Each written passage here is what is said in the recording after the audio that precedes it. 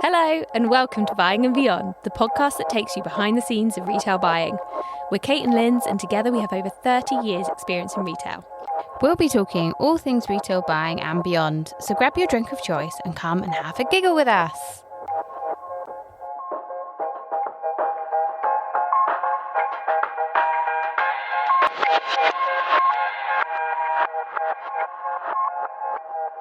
Hi. Hi. Hello, welcome to season 4.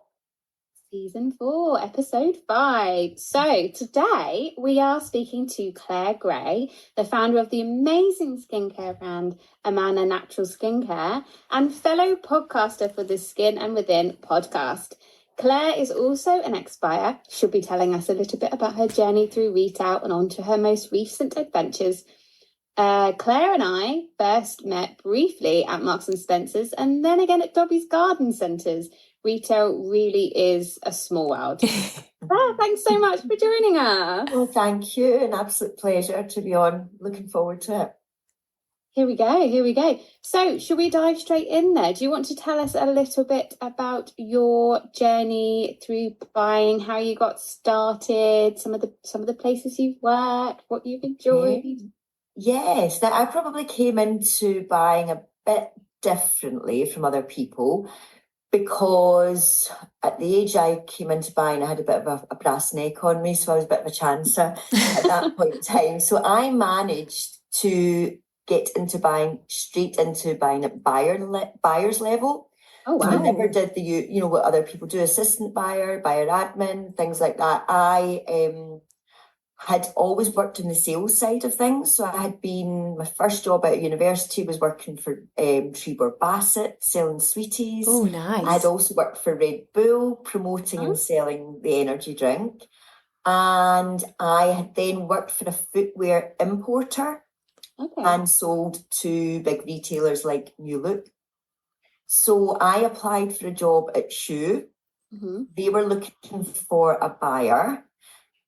I had applied originally and then never heard back because I didn't have any. I hadn't done the job with the importer yet. Mm-hmm. So I had experience also. I worked with Kickers as well. I did trade marketing for Kickers. So I had loved a pair of Kickers. Say again, sorry? I loved a pair of Kickers. I had a pair of Kickers at school. It was such an amazing brand, so good, and it had weathered the storm. Do you know what I mean? It managed to keep a really loyal following for a long time. So I had worked for Kickers. My boss from Kickers left and went to this footwear importers and then asked me if I wanted to come and join him at this business. But beforehand, I'd seen that Schuh were looking for a buyer. I thought I'll just apply for it and heard nothing back, understandably. Went to the footwear importers. For 6 months, I think was the only length of time I was there for. It meant moving away from Glasgow, my hometown, down south, and I absolutely hated it, unfortunately. So I then saw that Schuh were still recruiting for a buyer, and I thought, I get 6 months under my belt where I've been dealing with footwear buyers. I've got it sussed, I know what it's all about, I'll apply for the job. And I did, and I got the job. So I went straight in at buyer's level.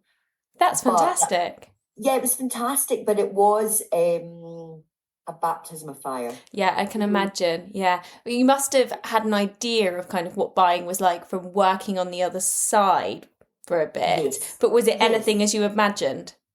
No, I don't think so, especially when you went to work. So when I had first worked at footwear importers, I think my first order with New Look was for something like 500 pairs of shoes. Mm-hmm. And then by the time I left, it'd gone up to about 500,000, so in that short space of time, I'd seen them grow quite rapidly. Brilliant growth. And they were a very different retailer to like Schuh, which was quite, consider themselves to be real fashion leaders. So, I'd gone from that mass market to, a more discerning customer, shall we say, but it was quite a different customer, different mindset. There was a buying director who was a very strong personality. And I do believe that was why I got the job, because I didn't have any experience and I didn't have preconceived ideas. So he believed he could mould me into his protege is probably a nice way of putting it, but yes. So I think that's why I got the job. But yeah, I had to learn on my feet, and it was really tough going. And you carve your own way. There's no right, there's no real science behind buying, let's face it. And that was one of the things that this person would have had you believe, that he had this special skill. It's not a special skill. You know, you look at your figures, you can learn certain things, but a lot of it's just, it's gambling with somebody else's money. It is, yeah, so much of it is, particularly when you like set a budget, you know, you say you're lucky or you're out of job. Yeah. Better to be lucky than good. Yes, true. And I guess you had a good understanding of the product category itself. Yes, footwear I knew it inside out because of my experience with kickers, where I'd actually, the other thing I'd done as well with kickers, because it was trade marketing, I would go out and train the staff in shoe stores about the features and benefits of the footwear. So I understood it from a technical point of view. And footwear is quite technical, isn't it? I remember going for a job at New Look, actually, and I'd done footwear at my previous role, but it had been, you know, a very easy slip-on footwear. I'd never done heels, you know, I'd done flip-flops, a couple of sandals and some sort of, you know, slip-on loafers or ballerinas. And I got quite far down the line, and then at the end of it, it was like I was pipped because they were like, you just don't have the technical experience. And that was at AB level. And already at that point, they were like, we really want somebody to be coming in here that has an understanding, because there is so much to footwear. And I knew a little bit about lasts and things like that, and a little bit about how shoes were made. But that is something you can learn. You know, that's the thing. You know, you can learn that. I mean, I remember the boss I had at Schuh actually was let go of not long after I started, which was a blessing. And then I had nobody to learn from other than the suppliers and the factories. And I immersed myself and asked so many questions. And that's how I learned. That's it. It's so important. Yeah. That's how I've ever learned when I've picked up a new category. Throw yourself in, spend 2 or 3 months just honing your product knowledge, and then you will go far, because you know you make yourself sort of indispensable as well in that company, you know. And the thing is, I think that's the thing as well, sometimes people can be a little bit too proud, you know, and they don't want to, especially with the supplier-buyer relationship. You know, they're scared in case they're giving too much away, you know, if they show that they don't know something. Yeah. But that is how you build respect. They almost, don't want to show all their cards. They want to kind of keep things a little bit close to their chest. It's very kind of like, we've talked about negotiation a little bit before, and a couple of courses I've been on, you know, you talk about the red negotiation and the blue negotiation. And that's very red, you know, it's very hard negotiations. It's very much like keeping things quite quiet. You're just almost, it's not a win-win. Someone wins and someone loses. You want the upper hand. Whereas actually you want to encourage that kind of more blue round table negotiation where it's like everybody feels like they've won, because that is what builds a relationship. That means that there's going to be like that longevity. So actually show a little bit of vulnerability, learn a bit from them, share a little bit there. And actually you're going to be no worse off because you have your expertise and they have their expertise. And you're just collaborating. I know. But at the end of the day as well, you're both there to do a job. And if you can both make each other's life a bit easier, rather than making it tough for each other, you know, compromise can be reached very, very easily. You know, and ultimately, you trying to help each other out. You have the same goal, the same end goal, really. You both want to make a product that's going to sell well. And that will be how it's constructed, how it looks, and the price point. Of course. So there's an element of negotiation, but you all have the end goal. You all want to achieve the same thing, a bestseller. I think in this day and age as well, like the future of retail is going much more about having a bit more of a unique product, because everybody's doing quite similar things, and you need to have that. You need to sort of. That's kind of how I ended up sort of building ranges that had points of difference, because I'd sort of immersed myself in the product knowledge first, and then I could sort of go, oh, why don't we try this with this? And no one's tried that before. So it's so valuable. So It valuable. is, but you're right. Everybody has looked the same way for a long, long time, and it is. There's very little point of difference now out there. Certainly in the fashion side of things, I would say. It's difficult to get something different, and that's why people are moving towards other platforms like Vinted and stuff, and sourcing whatever products they want, rather than looking at what's going on high street, because everybody's kind of doing the same thing. Yeah, yes. And also the old stuff, like all the top shop stuff that used to be really classic. Yes. Everybody wants that now on Vinted, don't they? And it's all been made so much better than so many things these days as well. Yeah. Yeah, it's exciting. So, anyway, so how long were you at Schuh then? Where did you go after Schuh? So I was there for 7 years. Blood, sweat, and tears, but I thoroughly enjoyed it. I thought it was probably the best job I've ever had, really. Oh, nice. But yeah, it started to define me, I would say. So yeah, 7 years I did that, and then I wanted to go out on my own. So I did a couple of things. I started off my own kind of with contacts I had with factories. I did my own kind of set my own importing business where I would go and develop products and then take them to high street footwear retailers like Office, Dune. I'm trying to think what other ones. There was a few people that I had quite good relationships with the buyer already. Yeah, it was lovely, wasn't it? Yeah, so nice. So did that, but then also, again, it came down to paying the bills. Like I needed a job as well. So I took a job with another fast fashion. This was a fast fashion retailer based in Glasgow called International, which it had been razzle dazzle before that. It was a bit like a mini Primark, I feel like. I've heard of International, retailer. Based in Glasgow. I'd gone there part-time hours, 4 days a week, and then it was agreed I would do my own thing. I was there for, they took me on board as a footwear retailer, even though they'd someone else, another company doing their footwear buying for them. So it was a really bizarre setup. So I was sat there for 3 months doing nothing while they ended this contract with a company. That was a crazy time. Is that company still around now? Can I say anything? Yeah, it was crazy, absolutely crazy company to work for, and they went under while I was there, and unfortunately it tested a lot of my relationships. So I brought a lot of suppliers that I'd known from Schuh, and managed to get them to source products for this other retailer. It's big volume stuff. But they were going under, and it was a real compromise of values here because I had previous suppliers. I'd started this job, they're the one paying your salary, but they had, they were basically telling us to allow these suppliers to bring in their goods, knowing they didn't have the money to pay for them. So that was really tough. It is heartbreaking for a retailer that is unfortunately struggling, and I think we've all been in that, but it does teach you a lot as well at the same time, how to handle those kind of situations.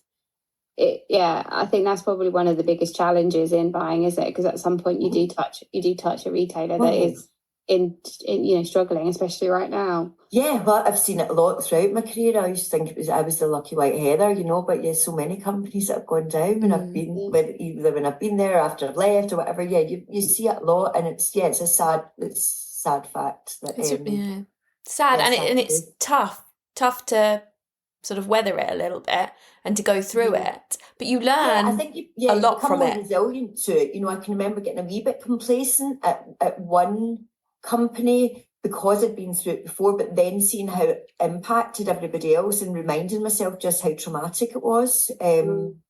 So yeah, you do build up a certain amount of resilience, or nothing's a surprise because you've kind of seen it before in other companies. Do you think that sort of gives you the strengths and characteristics to then start your own business, and you're not sort of going into it with rose tinted glasses, sort of the signs and things like that? Yeah, I think there's an element of that, and then there's an element of you do it out of maybe frustration. Yeah. So I think certainly with my business was born out of frustration on different levels. One, that I worked with some incredible designers over the years, really, really talented designers. And one of my big frustrations was that I could have an idea in my head, but I couldn't put pen to paper. I couldn't draw a straight line. I could never draw a shoe. In all the years I worked in shoe buying, I couldn't draw a bloody shoe. Do you know what I mean? So I couldn't. The suppliers would laugh and be like, you know what I mean? And I would try and get across an image. I just couldn't do it. So one of my big frustrations was I couldn't design. So I felt I could develop product, but I couldn't design it. And I loved that idea of going from concept to product on a shelf. So my skincare business was partly born out of that frustration, because I could create something, didn't have to draw it, but I could create something and have it as a finished product right at the end, and I didn't need anybody else's help as such. Well, you do, but that was the way I saw it. So that was one frustration. And also I built a lot of brands for retailers, whether it was their own brand or brands that I brought into their business and developed with the brand owners. Yeah. And I felt it was time for me to develop my own brand and work on my own passion product rather than put all my passion into somebody else's brand. Oh, fantastic. That's brilliant. And having that like, as you said, sort of the resilience to go into it, and also then the creativity to be able to do what you want, and the freedom to be able to build something you want. Freedom's important. And I think in the buying role, you do make a lot of decisions. That's part of the job, isn't it? Being a decision maker. But at the end of the day, every decision you make, you have to justify to so many people. Especially, when I started out in buying, we didn't have selection meetings and stuff like that. You just placed orders. But as I spent more and more time in buying, the amount of people that you had to sell it to, and it would just be exhausting. Yeah, I think it would then almost just stop things from getting over the line, wouldn't it? I mean, obviously, I appreciate some of the companies we work for have multi-million-pound budgets that we're spending, and you can't be complacent that your categories responsible for like £45 billion worth of sales. So you do need to have those meetings. Yes. But I do think that some places that I've worked at certainly have had too many levels, too many voices. Too many voices. And I always used to say, the more people you have around that table making the buying decisions, the less it becomes about the product on the table, and the more it becomes about the personalities and the egos and the relationships those people have. And who gets to have the last word. Yeah. So the whole product is lost, and the whole... taking a gamble on something as well. And I actually believe that's why the high street looks the way it does. Yeah. We were talking in the last season with a guest about how AI's, come in and impacted a lot of buying decisions. And she worked primarily for an online retailer. Okay. And it, eliminating the ability to go with your gut, and go with trialing something new and trialing, because you're just following the data. You've got that gut feeling because you're just following. And everybody's following the same data. Yes, and you can see how that will. You can see how that will go. You've only got to look at Shein, yeah, to see how that ends up. Yeah, some things just don't get translated well with AI, so. That's interesting. Wow. Okay. I hadn't even thought about that impact, but I know I can see it. I can see it happening. But yeah, it is crazy. So before we move on to talking about your exciting new ventures, is there anything else in buying that you've really loved that you'd love to share with us? And what have you taken from your? I guess the favourite part of the role. Yeah. Do you know what it is? It's product. I love product, and I think that bit will never ever go. I love new product ideas, people coming to you with new ideas, new development ideas. And I've gone from footwear and fashion primarily to homewares. Mm-hmm. They both still excite me. When I was in the job roles, ultimately they didn't, but I just love product, and that will never die, I believe. The travelling was a perk at the beginning of, I got to see some incredible places over the years. I used to go to Japan, I've been to Brazil, Spain, I went to a lot, Italy. I went to these most amazing places, and the travelling was fantastic. Yeah. And you stay in most companies, you stay in nice hotels and suppliers take you out for nice meals, you know, so you're treated really well. Or that was the beginning of my career. You were. It got budgets get cut, squeezed, yeah. And then I also worked at the supply side later on in my career. So yeah, you're not treated quite as well when you're working for a supplier, but that was definitely a fantastic opportunity, and I can't take that away. Eventually, the travelling becomes a chore, you know, and you get resentful of it. But certainly, initially, that's one of the best things. That and the product and the people you meet. Most of my friends now I've met through buying or through jobs that I worked in retail. So yeah, they're probably my three highlights. Yeah, we did an episode not so long ago on trauma friends and how it's so important to have like your crew. You know, I mean, I certainly felt like we had a little bit of that. You know, we absolutely did have that. Yeah, and I had that.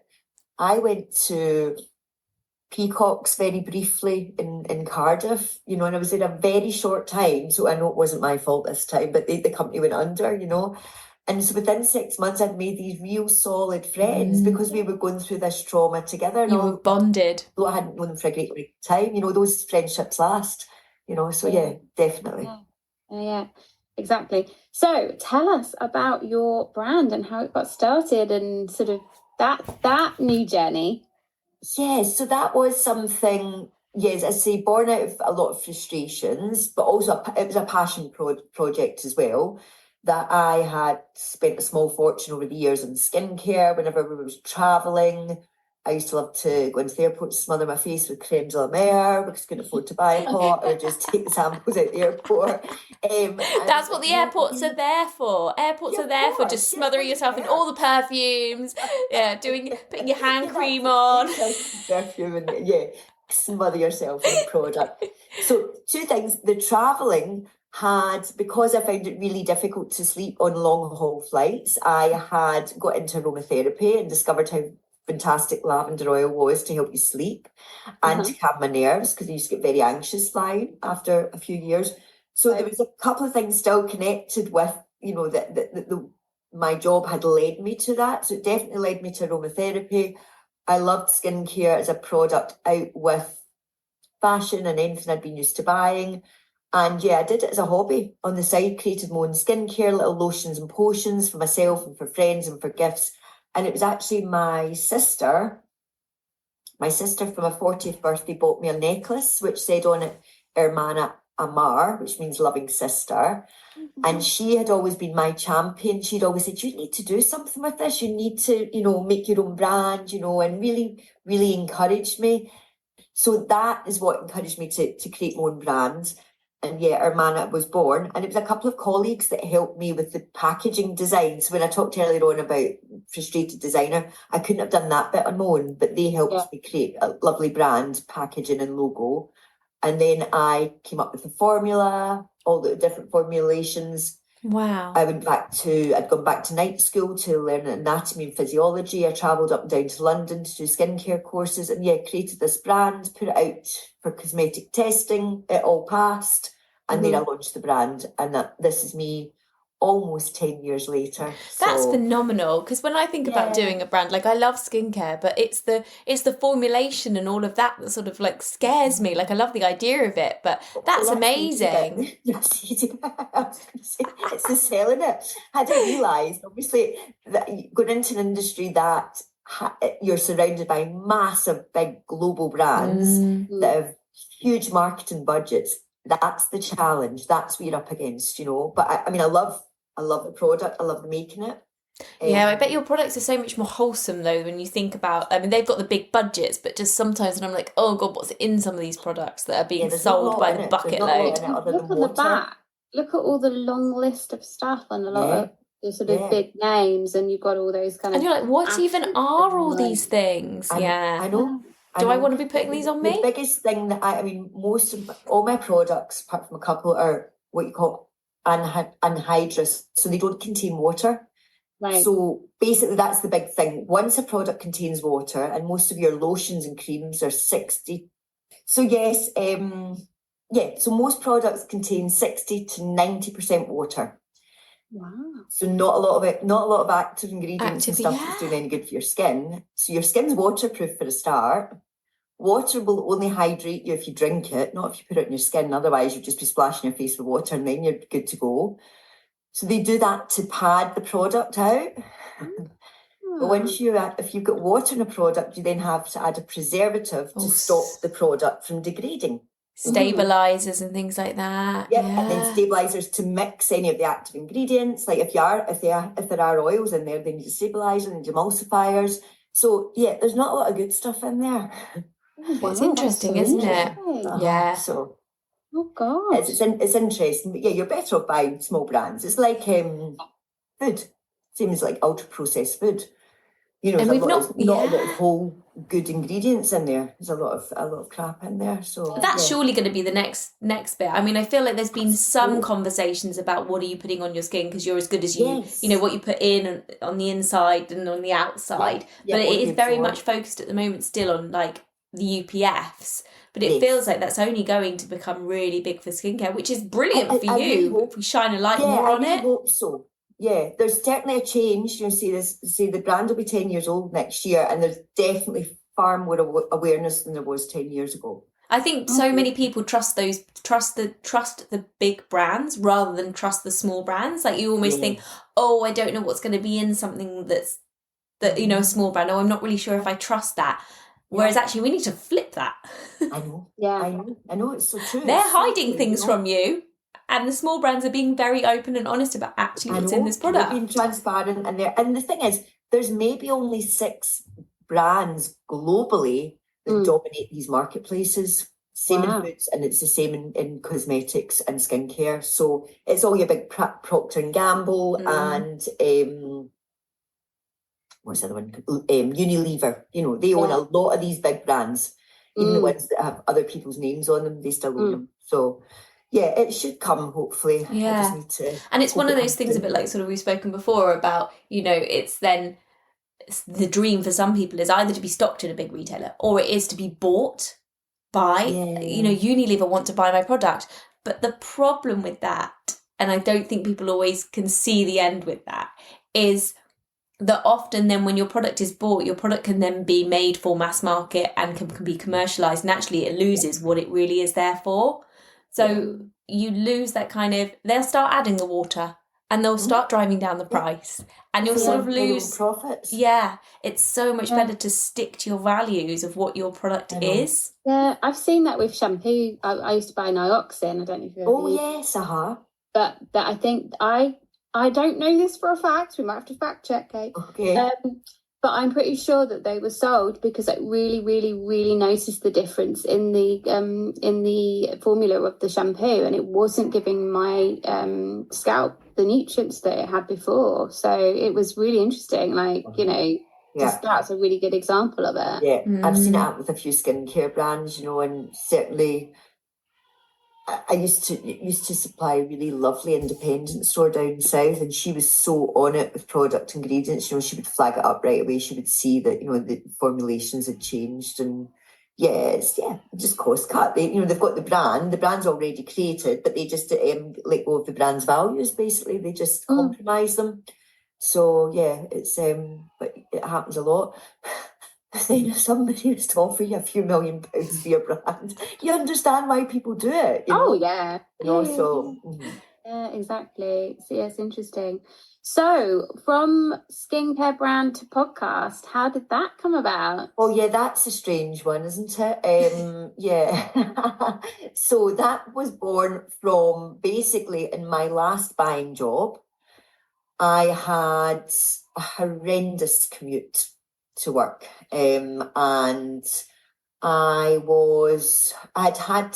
been down south for a long time, and I had to move back home. Basically, marriage had broken up.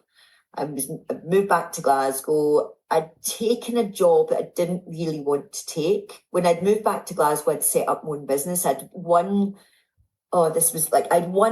a shop unit rent-free for a year. So I'd enter this competition, and it was like apprentice-style competition. I basically auditioned for it. won a shop unit rent-free for a year. So set that up, that was going to have my skincare stocked in there. I was going to support small businesses, local artists and makers. And it was within the Crown Plaza Hotel. So it was all going to be local artists. It was going to be a souvenir shop with a difference. No tart and tack, just tasteful products. And I launched it, and it was hugely successful for 2 weeks. And then lockdown happened. So a shop in a hotel was just a non-starter. So as you can imagine. So I was absolutely devastated, but there was nothing. It was out of my control. I'd gone and taken a job in a local Tesco's to kind of get me by and get me through the lockdown period. So I'd had to take this buying job in December, and it's a huge commute to work. I was miserable, say post marriage breakup, post business failure, as I saw it, post lockdown. And also the one thing I wasn't post was post menopause. I was perimenopausal, which took me a while to discover. So it was all going on. So my mental health was not in a good place, and I basically spent my commute listening to podcasts to try and keep the heat, so to speak. So I tuned into Holly Tucker, who basically reignited the passion for my brand that I had. It's like I'd kind of lost the love for that because I'd done it alongside full-time jobs. I'd had an opportunity with the shop that hadn't worked as far as I could see it. I had sold some product through lockdown, but I didn't have enough faith to keep it going on a full-time basis. I then listened to the Zoe Science and Nutrition podcast, learned loads about gut health that totally sorted me out because I was feeling really overweight and no energy and all the rest of it. So I learned lots of science stuff from them. I tuned into any podcast I could about midlife, and over the 2-year period of working for this company, I was getting more and more miserable, but I was learning so much about how to look after myself and my wellness and my mental health. And I learned it all from podcasts. So it was something I kind of fantasized about doing myself. I thought, oh my gosh, I've learned all this. I came out of that job. I packed in the job because I knew how unhappy it was making me. I was approaching my 50th birthday. I thought, is this it? So I packed in the job, decided that was my gift to myself, my 50th birthday, decided then to focus on my own skincare brand. I had lost 2 stone in weight because I'd found my happiness again and I was looking after myself. I had a new zest for life, and I thought I want to get that message out to other people that are maybe feeling the way I was 2 years ago. And there's so much great information out there. There's a lot of experts. There's a lot of people out there that are very good at self-promotion, aren't necessarily experts. But I wanted to kind of sift through that and get some people that had helped me, people that I'd listened to in podcasts, and ask them questions and try and spread the word. So the whole idea is that I learned so much from wellness experts. I wanted to ask more questions, learn more myself, and get the message out there to other people or anyone else that could benefit from it. And the premise of it was that, you don't just people kept commenting on how I was glowing. Oh, wow. And my skin looked amazing. Everything looked amazing. I was looking the best I'd looked in years. And basically that's what I thought to myself. It's not just what you put on your what products you apply topically. It's not just what you put on your skin. It's what's going on inside. It is your gut health. It is your mental health. It's your hormone health. All these things need to be in good health for you to look good and also, and radiate or glow from the inside out. So that was the message, hence the name Skin Within. Right. Yes. So I've just finished series 1 and started recording series 2, and it's been amazing. It's basically another way of me promoting my skincare brand, but also satisfying this craving to learn more as well, and to help people get the message, get the information out there. Because it should be accessible to all. And the people that I've met, and there's a few people in particular from the first series who've become really good friends because we're all quite like-minded and they all want to get this healthy and wellness message out to people. So it's been good. It's another little community. I remember listening to one of your episodes, and it was about cold water swimming. And I remember, sorry, I can't remember the name of the guest, but Jules, you say you just need to get your bits in. Just need to get your bits in. So what did you do, Lyns? What did you do, Lyns? You went and got your bits in, didn't you? Yeah, that's it. Yeah. Now I'm avid. The amount of people I three know times. I'm an avid. Yeah, see, there you go. The amount of people that have listened, and Jules is a brilliant advocate for it, and she did it to help herself through her menopausal symptoms. Yeah, she's the best advocate for it, and she's sold. I know people that have listened to that episode and have taken up cold water therapy and going for dips regularly now. So again, it helps. Yeah, Isn't it? It gets people curious, and the people that I've interviewed, I think as well, because people can relate to them. Yeah. They're giving it a go, So it's been fantastic. I've loved it. I think that's what we love about our podcast as well, that we just want real people in retail, real relatable stories, real advice, real sort of the highs and the lows, warts and alls. But hearing people when they're passionate about things as well can really ignite it in yourself, or like you say, hearing about something that you maybe have you've either not heard of before, or you have heard of but you've never dared try it, and then hearing someone talk passionately about it can really fire you up to go and try it out yourself. Yeah, that's true. And you think, well, you need to. My hope is that I ask all the right questions. That people we have those questions in their head. So I hope that I ask the right questions so that I get the information out of these experts to then for other people to hear their advice. So I love it. Yeah, and that's quite a nice link back to buying, really, isn't it? Because we're all the type of buyers that would have asked millions of questions. Oh yeah, see how we did that full circle there.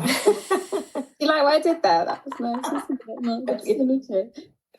So thank you so much for coming on. We have Thank you.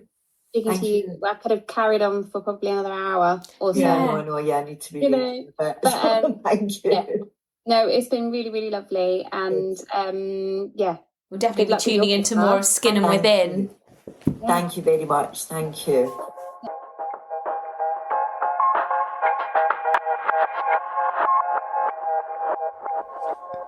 If you've enjoyed listening to this episode, please, please, please like and subscribe and leave a review. And if you already have, thank you, thank you, thank you.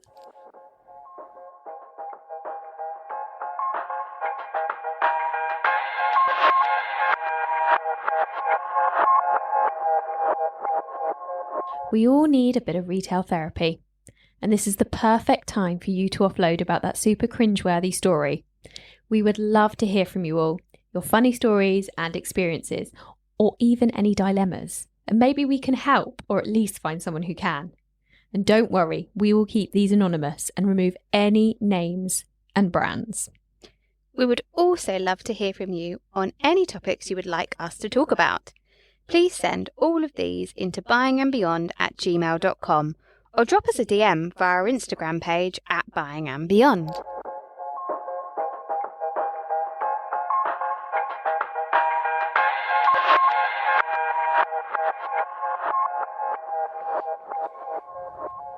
Kate, are you a drama queen?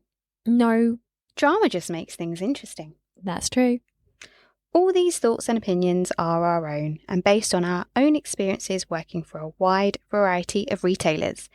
These are all in the hope to entertain and educate, and not to reflect negatively on any place we currently or have previously worked.